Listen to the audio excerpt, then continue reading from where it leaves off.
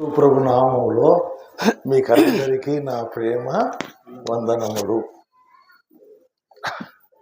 దేవుని పరిశుద్ధ గ్రంథములో నుంచి కొన్ని వచనాలు మనము చదువుకుందాం. చూడండి, యెషయా గ్రంథం 55వ అధ్యాయం 3వ వచనాన్ని మనం చదువుకుందాం. చూడండి, ఈ రాత్రి మీ చెవులు దేవునికి ఇవ్వాల. ఏమంటున్నాడు? చెవి. చూడండి, ఏం చేయాలా? చెవి యొగ్గి నా అంటే యేసు దగ్గరికి రండి అంటున్నాడు. చూడండి, నిదానంగా నాయన. చెవి యొగ్గి నా అంటే ఎవరు? యేసు ప్రభు. యేసు ప్రభు ఎవరంటే రక్షకుడు. చూసినారండి, రక్షకుడు అంటే ఏమర్థము? విడిపించేవాడు. చూసినారా? దేని నుండి విడిపిస్తాడు? చూసినారండి, ఆలోచన చేయాలి మీరు, నేను కూడా. ఆయన చెవి యొగ్గి నా యొద్దకు రండి. ఏమంటాడు? మీరు వినిన ఎడల మీరు బ్రతుకుతారు, వినకుంటే ఏమవుతారు? చస్తారు. చూసినండి, కాబట్టి నా యొద్దకంటే రక్షకుని యొద్దకు రమ్మటు. రక్షకుడు అంటే అర్థమేమి? విడిపించేవాడు. దేని నుండి విడిపిస్తాడు? పాపము నుండి విడిపిస్తాడు. పాపము యొక్క బానిసత్వము నుండి విడిపిస్తాడు.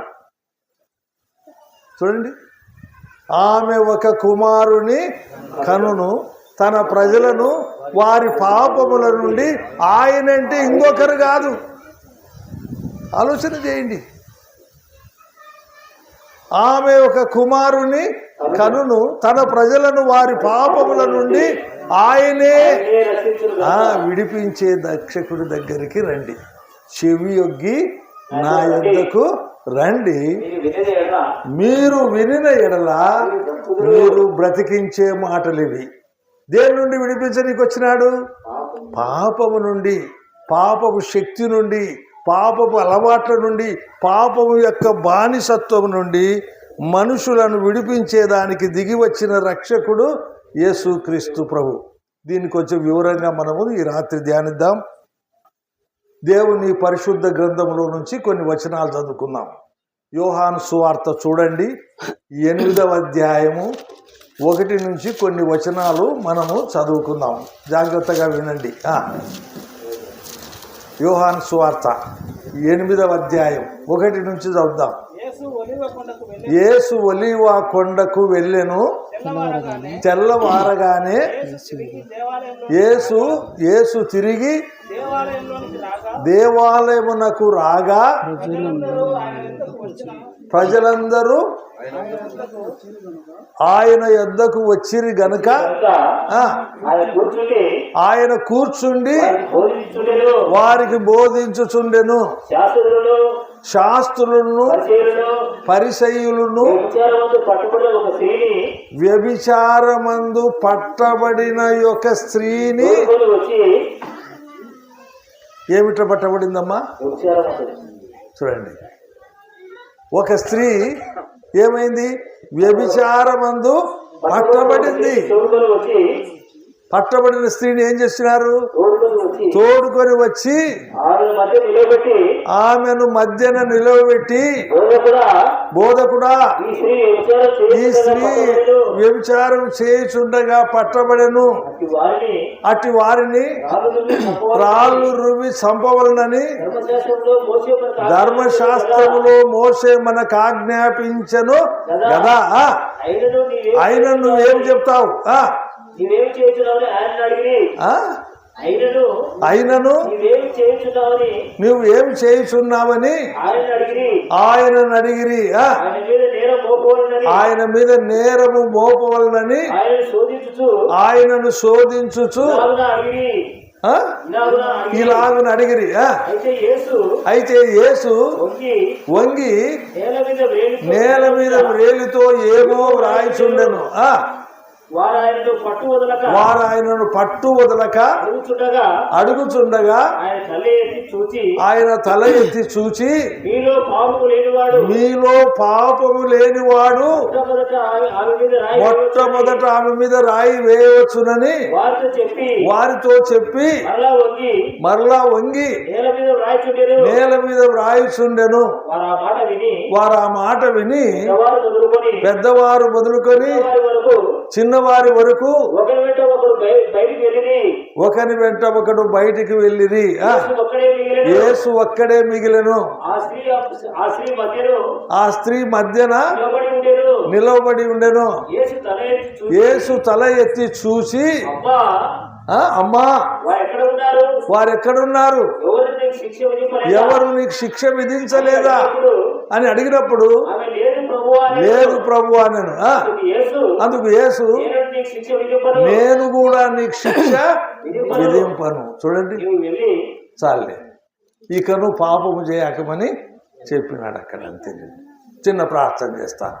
ప్రేమగల తండ్రి, ఈ రాత్రి నీ బిడ్డల మధ్యకు మమ్మల్ని తెచ్చినందుకై స్తోత్రములు స్తోత్రములు స్తుతులు కృతజ్ఞతాస్తుతులు చెల్లించుకుంటున్నాం తండ్రి.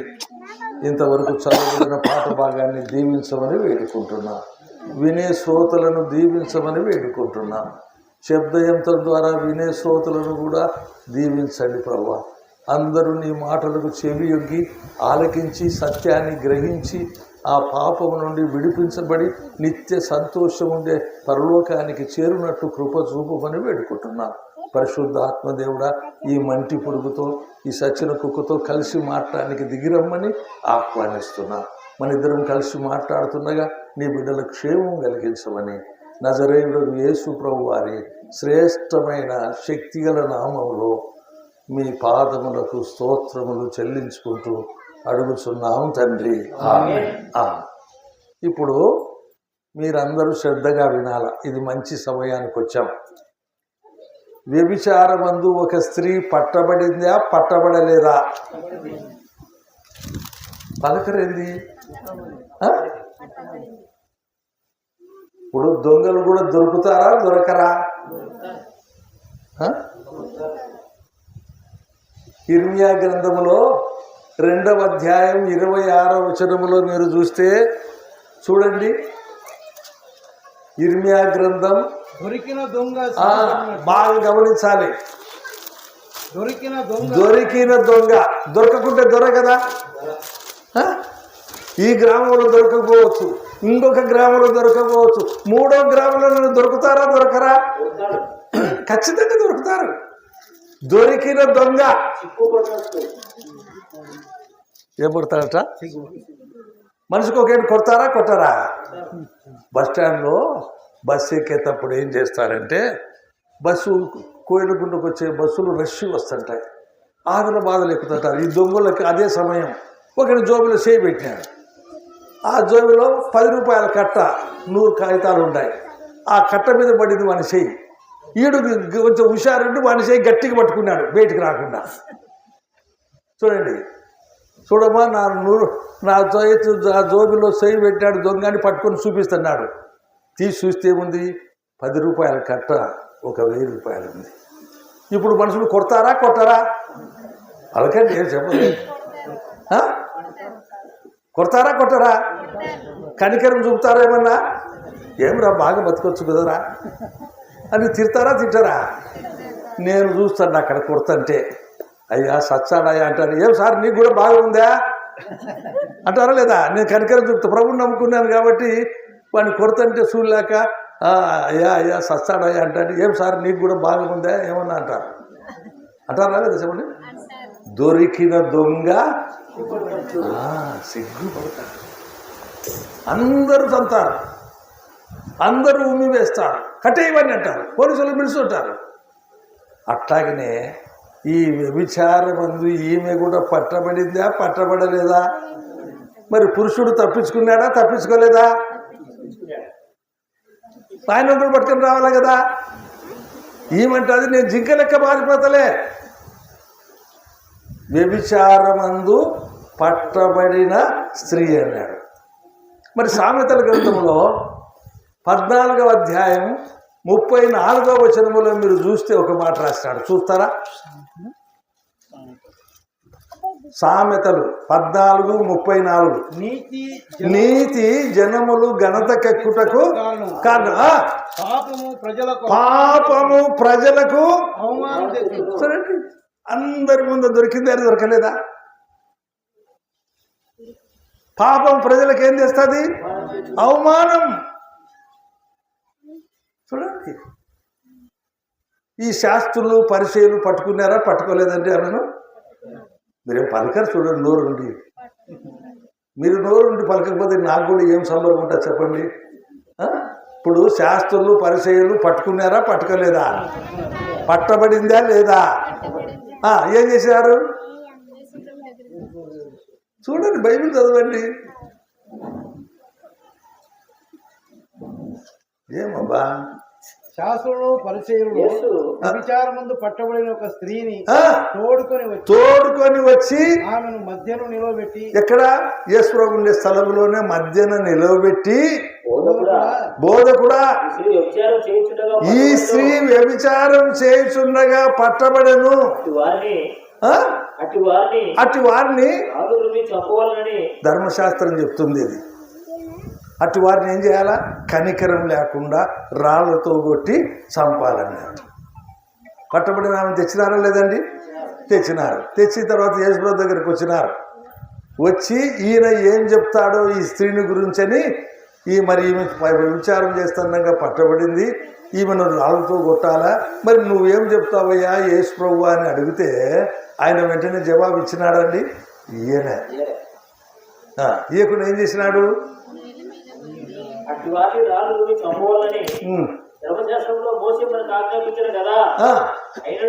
నీవేం చెప్తావు? నువ్వు కరుణా సంపన్నుడవు కదా, నువ్వు జాలిగల దేవుడవు కదా, నువ్వు దయగల దేవుడవు కదా, నువ్వేం చెప్తావో చెప్పు అని బలవంతం చేసినారా? చేయలేదా? చేసినారు. చూడండి, ఆలోచన చేయండి. అప్పుడు ఏం చెప్పినాడండి యేసు ప్రభు? ఆయన మీద నేరం మోపవలనని ఆయనను పరీక్షించుచు ఇలాగున అడిగిరా. అయితే యేసు వంగి నేల మీద వ్రేలితో ఏమో వ్రాయిచుండెను. ఆయనను పట్టు వదలక అడుగుచుండగా ఆయన తల ఎత్తి చూచి, మీలో పాపము లేనివాడు మొదట ఆమె మీద ఎవరేయాలి రాయి? అర్థమవుతుందని నేను చెప్పే మాట. యేసు ప్రభు ఏం చెప్పినాడు? మీలో పాపము లేనివాడు మొదట ఆమె మీద ఏమేయాలా? రాయి వేయాలా. అంటే వీళ్ళందరూ పాపాత్ములా మంచోళ్ళా? రోమా 3వ అధ్యాయం 23లో ఏమంటాడంటే, ఏ భేదము ఉందే లేదా నాయన బైబిల్లో? ఏ భేదము లేదు, అందరూ పాపం చేసి దేవుడు అనుగ్రహించే మహిమను పొందలేక పోతున్నారు. చూడండి, ఎందరు పాపం చేసినారు? అందరూ. ఇంకా అందరూ పాపం చేస్తే పాపం చేయని వాడు రాయి వేయమన్నాడా? పాపం చేసిన వాడిని వేయమన్నాడా? మీలో ఎవడైనా పాపం చేయకుంటే ఆయన మీద రాయి వేయమన్నాడు. బైబిల్ ఏం చెప్తుంది? ఏ భేదమో లేదు. తిండిలో భేదం ఉంది, విద్యలో భేదం ఉంది, చదువులో భేదం ఉంది, గుడ్డలో భేదం ఉంది, అన్నిట్లో భేదాలు ఉన్నాయి. అయితే పాపం విషయంలో ఏమైనా భేదం ఉందా? లేదు. ఏ భేదమును లేదు. అందరూ పాపం చేసి ఎందరు చేసినారండి? అందరూ పాపం చేసి దేవుడు అనుగ్రహించే మహిమను పొందలేక పోతున్నారు. ఆదాము చెడిపోయినాడు, ఆదాములో నుంచి వచ్చిన పిల్లలు కూడా చెడిపోయినారు. చూస్తారా మీరు? యేసు ప్రభు చెప్పినాడు ఆ మాట, మీలో పాపము లేని వాడు అంటే బైబిల్ చెప్తుంది రోమా 3:11, నీతిమంతుడు లేడు, ఒక్కడు లేడు. ఇంకా ముందుకు వస్తే ఏమంటాడు? అందరూ పాపం చేసినారా లేదా? చూడండి, దేవుని వాక్యం చెప్తుందో. అందరూ త్రోవ తప్పినారా లేదా? ఏకముగా ఏమైనారు? పనికి మాలిన వారైనారు. మేలు చేయువాడు లేడు, మేలు చేయువాడు లేడు, ఒక్కడును లేడు. చూడండి, ఇప్పుడు యేసు ప్రభు చెప్పిన మాటలకు అర్థం ఉందా లేదా? మీలో పాపము లేనివాడు మొదట ఆమె మీద రాయి. మరి ఒక్కరిలో రాయేసినాడా? ఎందుకు? వీళ్ళు కూడా పాపాత్ములే. చూసినారండి, ఆలోచన చేయండి. మరి పాపం చేస్తే ఒకటి పట్టుకుంటుంది అన్నాడు బైబిల్లో. చూస్తారా మీరు? యోబు గ్రంథం 24వ అధ్యాయం 19వ వచనములో చూడండి. యోబు గ్రంథం అనావృష్టి చేతను ఉష్ణము చేతను మంచు నీళ్లు ఎగిసిపోవునట్లు పాతాళము పాపము చేసిన వారిని పట్టుకొనును. ఇక్కడ ఎవరైనా సారాయి అమ్ముతుంటే పోలీసులు వస్తారా రారా? గవర్నమెంట్ సారాయి కాక వేరే అమ్మితే పోలీసులు వస్తారా లేదా? అందరినీ పట్టుకుంటారా? అమ్మే వాళ్ళనే పట్టుకుంటారా? అమ్మే వాళ్ళనే పట్టుకుంటారు. చూడండి, ఇక్కడ ఏమంటున్నాడు? పాతాళం అనేది ఒకటి ఉందా లేదా? పరలోకం అనేది ఒకటి ఉంది, భూలోకం అనేది ఒకటి ఉంది. భూమి కింద ఏముంది? పాతాళం. దాని నోరు అపరిమితమంట. ఆ పాతాళం ఏం చేస్తుందంట? పాపము చేసిన వారిని చూడండి, ఏం పట్టుకుంటుంది? పాతాళము పట్టుకుంటుంది. కప్ప పామును పట్టుకుంటే ఇడిచి పెడుతుందా? ఏమ్మా, పాము కప్పను పట్టుకుంటే పాము కప్పను ఇడిచి పెడుతుందా? అలాగంటే అమ్మా, ఏం పొందుతుంది సొమ్ము? ఇంకా పాతాళం పాపం చేసిన వారిని పట్టుకుంటే ఇడిచి పెడుతుందా? మింగుతుందా? మింగదా? ఆలోచన చేయండి. ఇప్పుడు ఆ వ్యభిచారమందు పట్టబడిన స్త్రీ దగ్గర అందరూ రాళ్ళతో ఉన్నారు. మరి యేసు ప్రభు చెప్పిన మాట, మీలో పాపము లేనివాడు మొదట రాయమంటే ఎవడు వేయలే, అందరూ చిన్నగా పోయినారు. ఎందుకంటే వారి పాపాన్ని కూడా బయట పెట్టేదానికి దేవుడు సిద్ధంగా ఉన్నాడు. చూసినారంటే ఇంకా మన బతుకు కూడా బయటపడుతుందని చెప్పి ఏం చేసినారు? అందరూ పోయినారు. అక్కడ యేసు ప్రభు లేకపోయింటే ఈ స్త్రీని రాళ్ళతో కొడతారా? కొట్టరా? కొట్టాలా? కొట్టద్దా? మోసే ధర్మశాస్త్ర ప్రకారంగా వ్యభిచారమందు పట్టబడిన స్త్రీని ఏం చేయాలా? రాళ్ళతో కొట్టి చంపాలా? మరి యేసు ప్రభు ఒక్క మాట చెప్పినాడు కదా, మీలో పాపము లేని వాడు ఎవడైనా ఉంటే మొదట రాయి. ఆయన లేకుంటే సచ్చేదా బతికేదా? సచ్చేదా కదా? చెప్పండి. చూడండి, అయితే యేసు ఏం చేసినాడు? మీలో పాపము లేని వాడు మొదట రాయి వేయమంటే ఎవడు వేయలే, అందరు పోయినారు. పోతే ఎవరు మిగిలినారు? యేసు ఒక్కడే మిగిలినాడు. చూడండి, యేసు ఒక్కడే మిగిలినాడు. ఆయన అడిగినాడు, అమ్మా ఎవరు నీకు శిక్ష విధించలేదా అని అడిగినాడా లేదా? అడిగినాడు. అంటే ఆమె ఏంటంది? ఆమె నోటు చూడండి, లేదు ప్రభువా. చూడండి, ఎవరు నాకు శిక్ష విధించలేదు, ఏ ఒక్క రాయి కూడా పడలేదు. ఆయన అంటున్నాడు, ఏమన్నాడండి అవతల?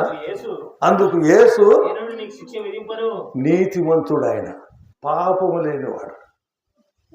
చూసారండి, యేసు ప్రభు పరిశుద్ధుడు పరిశుద్ధుడు పరిశుద్ధుడని దేవదూతల చేత ప్రతిగానములతో పొగడబడుతున్న దేవుడా? కాదండి, పొగడబడుతున్న దేవుడు. చూడండి, పాపము లేనివాడు ఆయన. ఇప్పుడు ఆయన రాయి వేయాలి కదా, ఆయనకు రాయి వేయాలంటే ఎవరు వేయాలా? పాపం లేని వాడు వేయాలా? మరి ఆయన కూడా వేసినాడా? వేయలేదు. అమ్మా నీకు ఎవరు శిక్ష విధించలేదా? లేదు ప్రభు అంటే నేను కూడా నీకు శిక్ష విధించను. ప్రేమగల దేవుడా కాదండి? ఈయన ప్రేమగల దేవుడా కాదా? చెప్పండి. దేవుడు ప్రేమగల వాడు. నేను నీకు శిక్ష విధించను. నీవు వెళ్ళి ఇక ఏం చేయకు? చూడండి, నువ్వు వెళ్ళి ఇక ఏం చేయకూడదు? పాపం చేయకు. మరి ఎక్కువ కీడు నీకు కలుగుతుంది అన్నాడు. చూడండి, యేసు ప్రభు లేకపోతే సావాల్సిందే లేదండి? సావాలా లేదా చెప్పండి అన్న? సావాలా. అయితే రోమా పత్రికలో 5వ అధ్యాయం 8వ వచనంలో ఒక మాట రాసినాడు. చూసినారా మీరు? రోమాపత్రిక. అయితే దేవుడు దేవుడు మన ఎడల, చూడండి, ప్రేమను వెల్లడిపరుచుచున్నాడు. దేవుడు మన ఎడల తన ప్రేమను వెల్లడిపరచుచున్నాడు. ఎట్లనగా మనం ఇంకను పాపులమై ఉండగానే క్రీస్తు మన పాపముల కొరకు సిలువలో చనిపోయినాడు. పాపం చేసింది మనం, పాపానికి వచ్చే జీతం మరణం మనం పొందాలి. చూడండి, మరి పాపం ఎరగని ఆయన, దేవుడు పాపం చేస్తే దేవుడు అవుతాడండి? మనుషులు పాపం చేసినారు, మరి దేవుడు పాపం చేస్తే దేవుడు అవుతాడండి? కానే కాదు.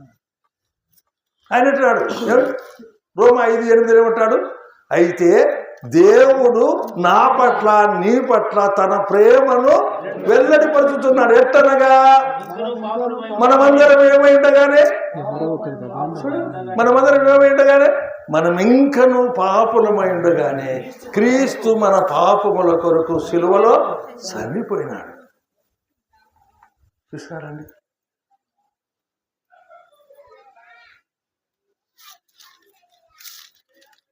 2 కొరింథీ పత్రికలో 5వ అధ్యాయం 21వ వచనములో మీరు చూస్తే ఒక మాట అన్నాడు. చూస్తారా?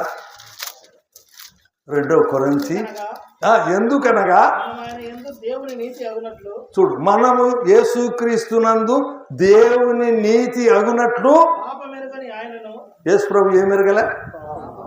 మనమంతా పాపం ఎరిగిన వారు. చూడండి, పాపం ఎరగని ఆయనను మన కోసము పాపముగా చేసినాడు. పాపం ఎరగని ఆయనను మన కోసం ఏం చేసినాడు? పాపముగా చేసినాడు. ఏ పాపమెరుగని యో పావనమూర్తి పాప విమోచకుండా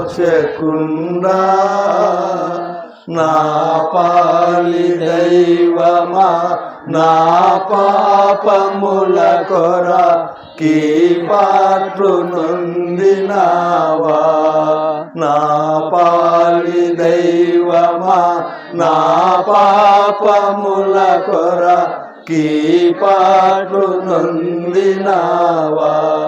యేసు ప్రభు సిలువలో శ్రమ పడినాడా లేదా? పాపం చేశా? కాదు,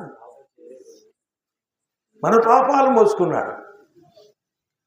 యోహాను సువార్తలో 1వ అధ్యాయం 29వ వచనములు ఏమన్నాడు? ఇంకా చూసి చదవాలి. నా వెనుక ఒక మనుషుడు వచ్చుచున్నాడు, ఆయన నాకంటే ప్రముఖుడు గనుక. 29. మరునాడు యోహాను యేసు తన యొద్దకు రాగా, ఇదిగో పాపమును మోసుకొని పోవు దేవుని గొర్రెపిల్ల, ఇదిగో లోక పాపమును మోసుకొని పోయే దేవుని గొర్రె పిల్ల. చూడండి, యేసు ఎందుకు వచ్చినాడు?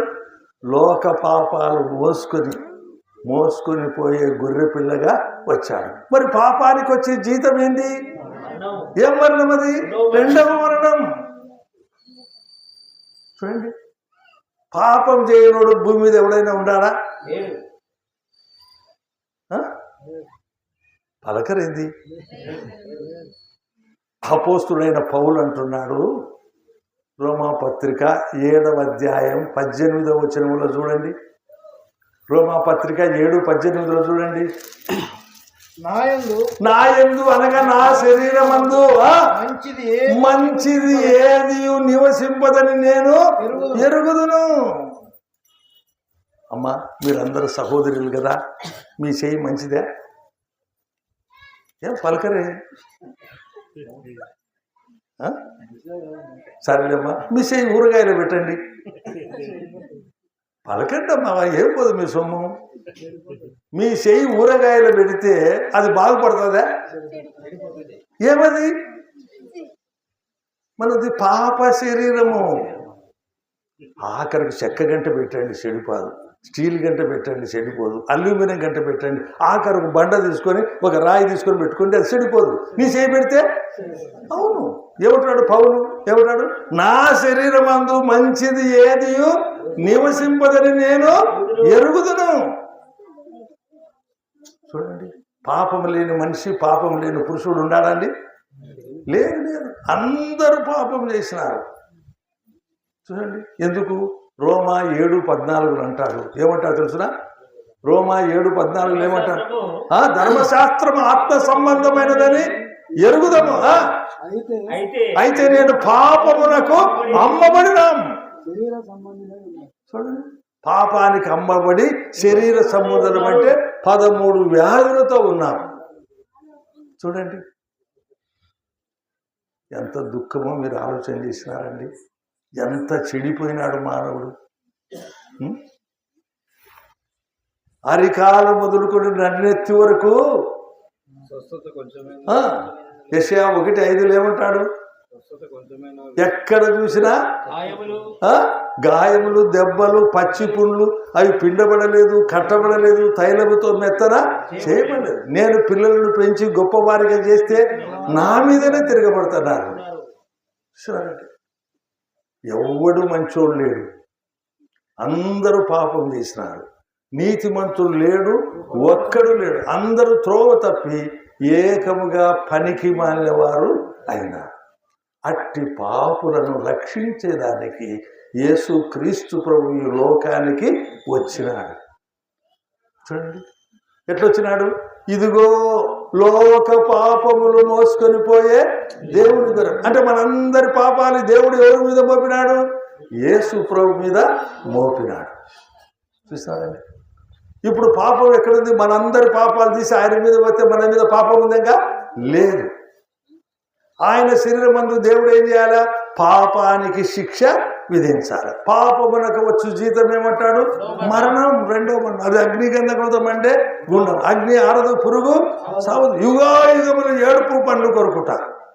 చూసినారండి, అందుకనే రోమాపత్రికలో 8వ అధ్యాయం 3వ వచనములో దేవుడు ఒక గొప్ప కార్యం చేసినాడు. చూస్తారా మీరు? శరీరమును అనుసరింపక ఆత్మను అనుసరించి నడుచుకొను మన యందు ధర్మశాస్త్ర సంబంధమైన నీతి విధి నెరవేర్చబడవలనని పాపములు క్షమించు నిమిత్తము దేవుడు తన సొంత కుమారుని పాప శరీరాకారముతో పంపి ఆయన శరీరమందు పాపమునకు శిక్ష విధించినాడు.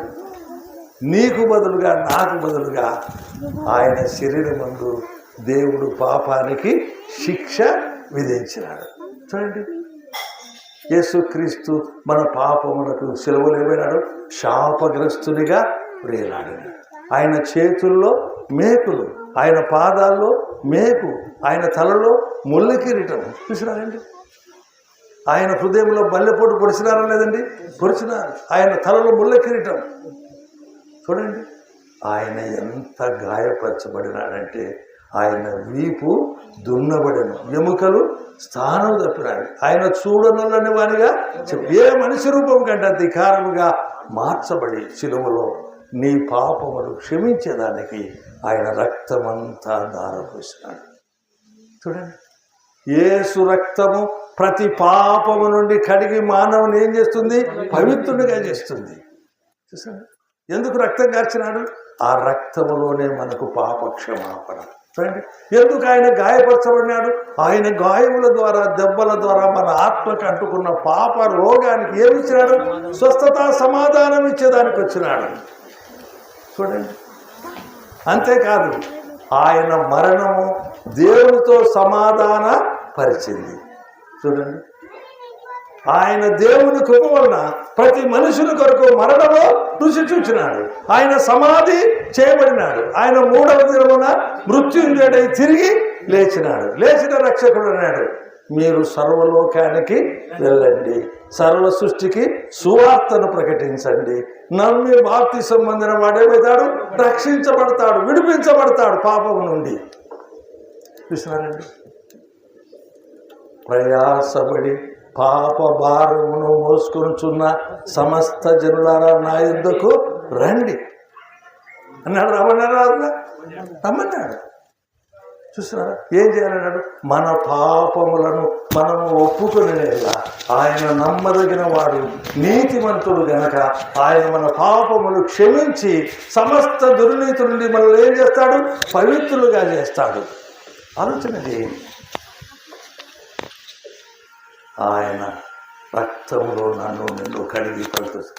కుమారుని యందు విశ్వాసముంచు వాడు నిత్య జీవము గలవాడు. వాడు తీర్పులోనికి రాక మరణములో నుండి జీవములోనికి దాటి ఉన్నాడు. చూసారా, యేసు ప్రభు ఒక మాట అన్నాడు.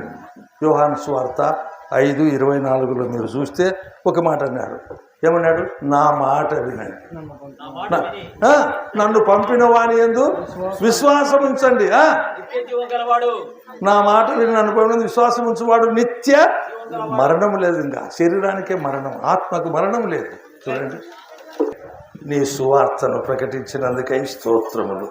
యేసు ప్రభునందు విశ్వాసం వస్తే మరణములో నుండి జీవములోనికి దాటిస్తాడు. యేసును అంగీకరిస్తే నాయన దేవుని కుమార్తెలే భాగ్యం ఇచ్చావు.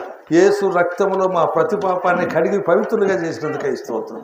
మీ గాయాలు దెబ్బలు మా ఆత్మకు అంటుకున్న పాప రోగానికి స్వస్థత సమాధానం ఇచ్చినందుకై స్తోత్రం. నాయన ఈ కూడికలు నాయన మీరు దీవించి పంపమని నజరేయుడు యేసు పరిశుద్ధ నామంలో దీన మనసుతో అడుగుతున్నాం తండ్రి, ఆమేన్. ఆమేన్. కుమారుడైన యేసు క్రీస్తు ప్రభు యొక్క కృపయు పరిశుద్ధాత్మ దేవుని యొక్క అన్యోన్య సహవాసం మీతోనూ మాతోనూ సదాకాలం తోడై ఉండును గాక. ఆమేన్. ఆమేన్.